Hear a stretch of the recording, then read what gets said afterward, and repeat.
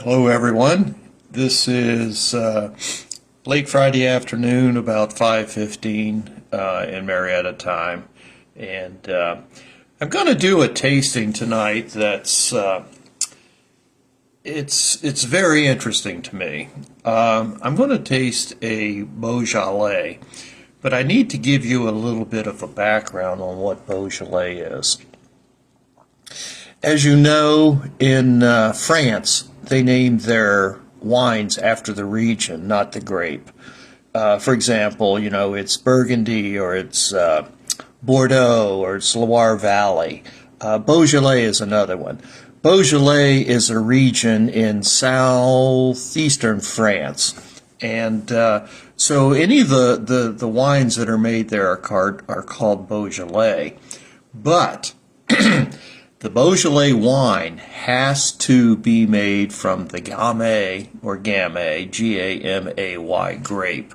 A lot of French wines are like that. They are specific on which grapes can be used in the various wines. So a Beaujolais is 100% Gamay grape. Now, what makes Beaujolais interesting is once a year.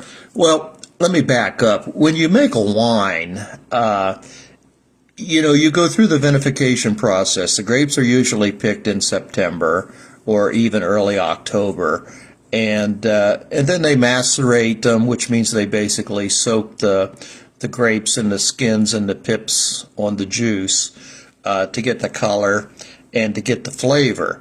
And then the wine gets moved into some type of a storage, or maybe we might want to say fermentation/storage container, whether it be oak casks or whether it be stainless steel. It's generally aged for at least 12 months before the wine gets bottled. And some wines, of course, they're aged for 2 years.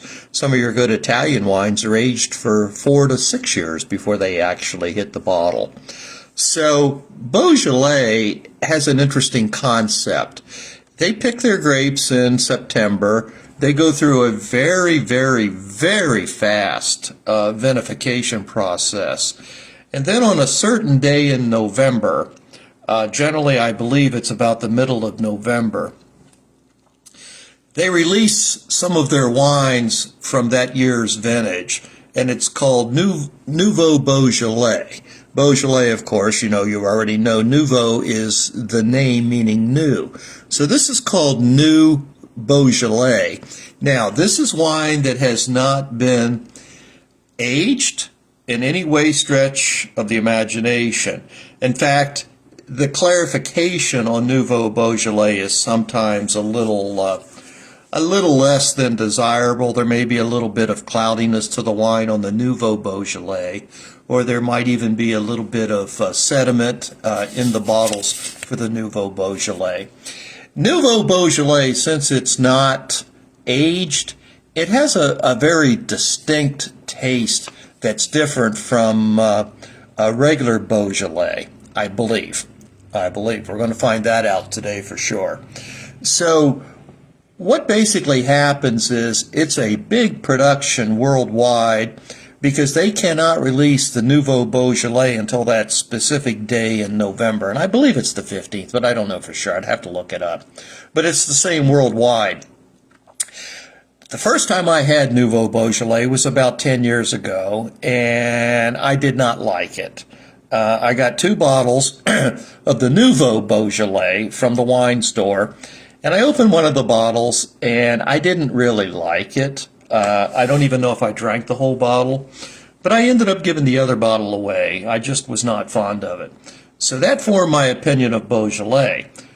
Unfortunately, or unfairly, I should say, it was Nouveau Beaujolais. So maybe I didn't give Beaujolais a good chance. So for all these years of wine drinking, I can say that I have never had a glass or a bottle of true Beaujolais that's been treated like regular wines and aged and so forth before it's bottled. So a few weeks ago, I was at the large Capital Market in Charleston, and they have a wine store there. And on a whim, I asked the woman, I says, "Do you have any Beaujolais?" And she says, "I do." And she showed me this bottle of Laurent, Perrachon et Fil Beaujolais Village. And basically, Laurent Perrachon et Fils, Laurent Perrachon is the name of the winery, and Ethile means and sons. That's quite common in the Burgundy and the Beaujolais region of France. They'll have the name of the winery, which is named after whoever started it, Ethils and Sons. This is a Beaujolais village. What does village mean? It's villages, is basically what it means. And in the Burgundy region, a wine that's identified as a Burgundy, Burgundy in French is called Bourgogne, by the way. So a bottle of Bourgogne is from a specific region within the Bourgogne region. And that determines the cost, the quality, and if it's from a specific region, it generally has a very high price, particularly in Burgundy. Well, Beaujolais is the same thing. They have what they call village wines, just like Bourgogne has Bourgogne Village. Village, again, means villages. This is kind of it's not a vineyard site specific wine. In other words, it's a cooperative. And they take the wine grapes from the village region, whatever the village region that's the particular wine is from. And there may be 5, 10, 15, maybe even 20 owners of vineyards who make their wine. They mix all of this wine together. And so it's not site specific. And so it's called village wine or village wine. This is a village wine Beaujolais, which means, of course, it's less than top quality. But this particular bottle also cost me $22. So I'm really excited about this. I have never had a Beaujolais except for the Nouveau Beaujolais as I mentioned, that I had about 10 years ago. So I don't know what exactly I'm going to find when I try this here in just a minute. Okay, it's a Laurent Perrachon et Fil Beaujolais Village, and it's a 2021 vintage. It's 12.5% alcohol by volume. I have no idea flavors on the nose or aromas on the nose or flavors on the palate. We'll find that out as I taste this. If you want to try a Beaujolais, you probably may or may not find this particular one. But I think Beaujolais is somewhat like Burgundy. Burgundy, of course, as you know, is the Pinot Noir grape. Beaujolais, of course, now, as you know, is the Gamay grape. So my point being is that you may not find this particular Laurent Perrachon winery, but if you buy another bottle of Beaujolais, it's going to be very similar in nose and also in palate. Just like if you buy a Bourgogne Village, the Pinot Noir grape, it's going to be very similar to from one vineyard to another, or from one producer to another. It will not be intense like you do from the very top vineyards in a specific region. Okay, so this is what we call a village wine, and so I'm going to give it a shot and see what we got going on here. The viscosity is very good. It's got nice legs on it and everything.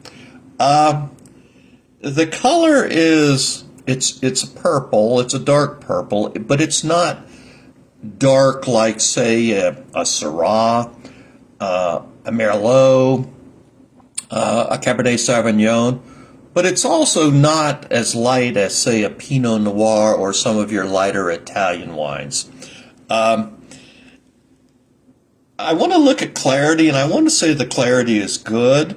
I'm not going to say the clarity is excellent. I don't see any sediment or anything in here.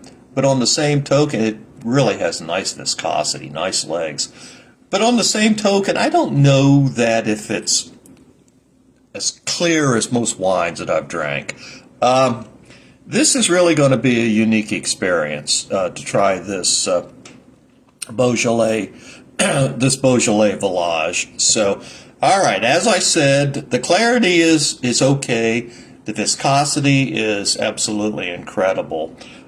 Jeff, I see you just came on. I don't know if you're still on, but if you are, you should go back and listen to the first 8 to 10 minutes. I give a very good background on the Beaujolais wine. This is something very new for me.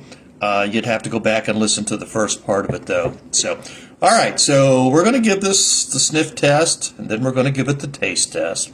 And again, this is a Laurent Perrachon et Fil Beaujolais Village. It's a 2021 at 12.5% alcohol by volume. Well, it's got a very strong nose to it. It's going to take me a second, folks, to try to figure out what exactly this is. My first inclination is to say that it is black fruit, such as plums or blackberries or black cherry or something of that nature. But let me try to dive a little deeper.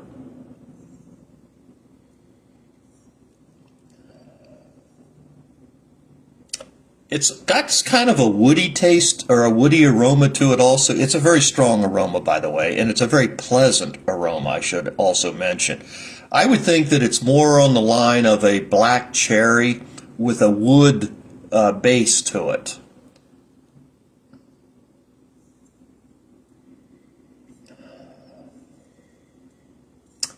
Maybe a real faint hint of mint. No joke intended, no pun intended, no rhyming intended.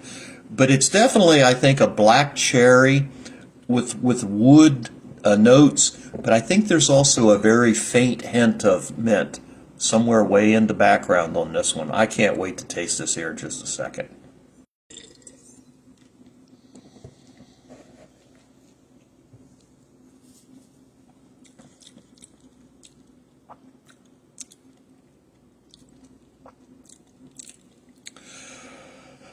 Wow. I don't think I've ever tasted anything like this before.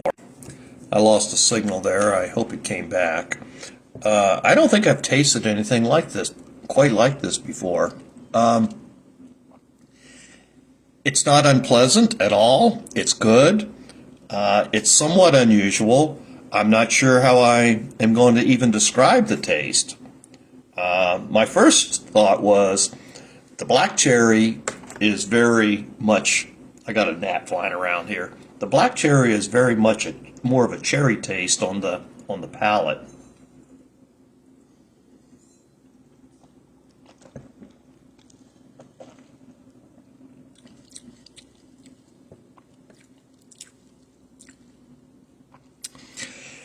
It is definitely black cherry.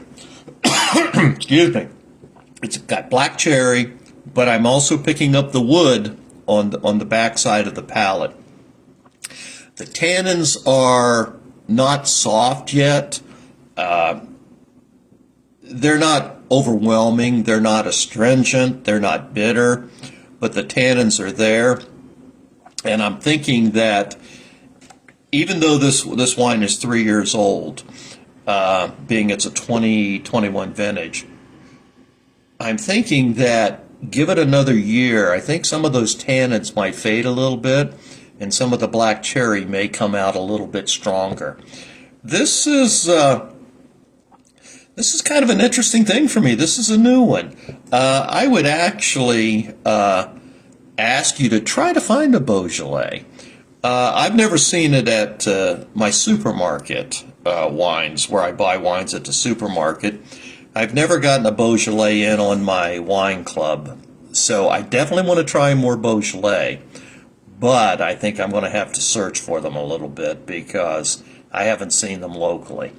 I will definitely try it again, and now that I have a sense of what this Beaujolais tastes like, I'm interested in trying to taste another Beaujolais to see how it is.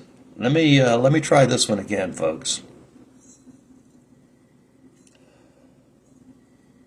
Yeah, it's definitely black cherry with wood. I didn't even get the mint in at that time. Let's try a taste on it again.